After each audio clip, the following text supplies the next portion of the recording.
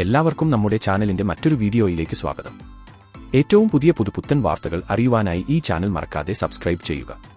എല്ലാവർക്കും അറിയുന്ന സോഷ്യൽ മീഡിയയിലെ താരമാണ് രേണുസുധി. പങ്കെടുക്കുന്ന പരിപാടികളിലെല്ലാം താരമായി തിളങ്ങാറുമുണ്ട്. അഭിമുഖങ്ങളിലൂടെയായി പറയുന്ന കാര്യങ്ങളിൽ മിക്കവയും വിവാദമായി മാറാറുണ്ട്.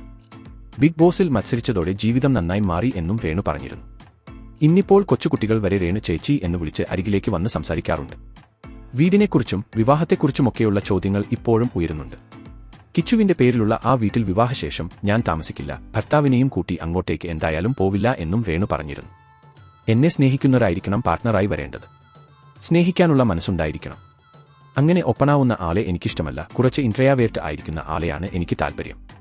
കുറച്ച് ഉൾവലിഞ്ഞ പ്രകൃതമായിരിക്കണം. ഈ വീഡിയോ കണ്ട് അങ്ങനെയുള്ള ആൾക്കാർ കമന്റ് ചെയ്യുകയാണെങ്കിൽ എന്ന ചോദ്യത്തിന് നമുക്ക് നോക്കാം എന്നായിരുന്നു മറുപടി. ഋതപ്പനെയും കിച്ചുവിനെയും അംഗീകരിക്കാനുള്ള മനസ്സ് വേണം. അത്യാവശ്യം സാമ്പത്തികം വേണം. എന്നെ ജോലിക്ക് വിടാതെ വീട്ടിലിരുത്തണം. എനിക്ക് കുറച്ച് വിശ്രമമൊക്കെ വേണം. ഇനി അഭിനയിക്കുന്നതൊക്കെ അദ്ദേഹം പറയുന്നത് പോലെ എന്നായിരുന്നു രേണുവിന്റെ മറുപടി. കല്യാണം വേണോ ലിവിംഗ് വേണോ എന്ന് ചോദിച്ചപ്പോൾ ലിവിംഗ് എന്നാണ് പറഞ്ഞത്. എന്റെ ഇഷ്ടം പറഞ്ഞെന്നേയുള്ളൂ. വിവാഹം തന്നെയേ ഞാൻ പ്രോത്സാഹിപ്പിക്കുള്ളൂ. ഇപ്പോൾ വിവാഹം കഴിച്ചവർ തന്നെ എന്തൊക്കെ അനുഭവിക്കുന്നു.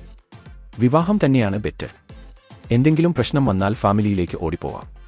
ലിവിംഗ് ടുഗദറാണെങ്കിൽ അത് നടക്കത്തില്ല. നമ്മളായിട്ട് തിരഞ്ഞെടുക്കുന്നതിനാൽ എന്തു വന്നാലും അനുഭവിക്കുക. പ്രണയ വിവാഹത്തിലൂടെയായിരുന്നു സുധിയും രേണുവും ഒന്നായത്. നമ്പർ സംഘടിപ്പിച്ച് രേണുവായിരുന്നു സുധിയെ വിളിച്ചത്. ആദ്യ വിവാഹത്തെക്കുറിച്ചും കിച്ചുവിനെക്കുറിച്ചുമൊക്കെ സുധി രേണുവിനോട് പറഞ്ഞിരുന്നു. മകനെ തുടക്കം മുതലേ എന്റെ മകനായാണ് ഞാൻ കണ്ടത്.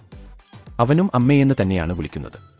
എപ്പോഴും ഞങ്ങളുടെ കാര്യങ്ങൾക്കായിരുന്നു സുധിച്ചേട്ടൻ പ്രാധാന്യം നൽകിയിരുന്നത്. ഷൂട്ടില്ലാത്തപ്പോൾ പാചകം ചെയ്യാനൊക്കെ കൂടും. വിശേഷാവസരങ്ങളിൽ ഞങ്ങൾക്കെല്ലാം പുത്തനുടുപ്പുകൾ വാങ്ങും. നിങ്ങളുടെ സന്തോഷമാണ് എനിക്ക് കാണേണ്ടത് എന്ന് എപ്പോഴും പറയും. സ്വന്തമായൊരു വീടില്ല എന്ന വിഷമം അദ്ദേഹത്തെ അലട്ടിയിരുന്നു. അതിനുള്ള കാര്യങ്ങളെല്ലാം ചെയ്തുവരുന്നതിനിടയിലായിരുന്നു അപ്രതീക്ഷിത വിയോഗം. അന്ന് അഭിനയിക്കാനുള്ള അവസരങ്ങളൊക്കെ വന്നുവെങ്കിലും രേണു അതൊന്നും സ്വീകരിച്ചിരുന്നില്ല. ഇപ്പോൾ ജീവിക്കാനൊരു മാർഗം എന്ന നിലയിലാണ് ഇൻഡസ്ട്രിയിലേക്ക് ഇറങ്ങുന്നതെന്നും രേണു വ്യക്തമാക്കിയിരുന്നു. അപ്പോൾ രേണു പറഞ്ഞ തന്റെ ലിവിംഗ് ടുഗദറിനെക്കുറിച്ച് നിങ്ങളുടെ അഭിപ്രായം എന്താണ്? സപ്പോർട്ട് ചെയ്യുന്നുണ്ടോ? വിലയേറിയ അഭിപ്രായം താഴെ കമന്റ് ചെയ്യാൻ മറക്കല്ലേ.